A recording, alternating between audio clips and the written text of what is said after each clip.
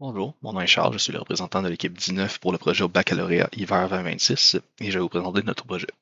Notre projet est un moteur de rendu basé sur la physique, ce qui veut dire qu'on utilise un algorithme de path tracing pour faire un rendu d'une scène le plus proche de la réalité possible.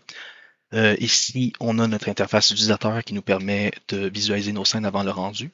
Donc, je peux charger une scène, par exemple, Living Room.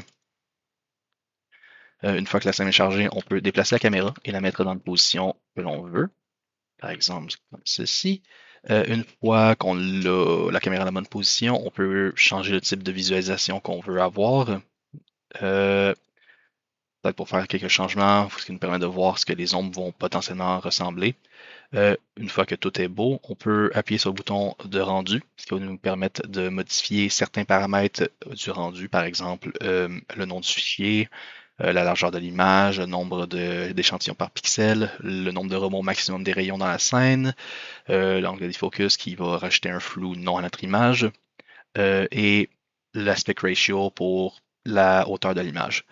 Euh, pour l'exemple, je vais simplement laisser tous les paramètres par défaut et appuyer sur Go. Pour cette scène en particulier, ça devrait en prendre environ 6 secondes pour faire le rendu. Voilà, une fois le rendu fini, on peut venir dans nos fichiers et aller le sortir. Donc voilà le rendu. Comme on peut voir, il y a beaucoup de bruit dans cette image. La raison est qu'on a simplement un seul échantillon par pixel, ce qui n'est pas assez pour avoir une belle scène. Par contre, si on veut une meilleure qualité et on a plus de temps pour faire ce rendu, on peut atteindre des résultats qui ressemblent à ceci. Donc voici notre projet. Merci de votre écoute.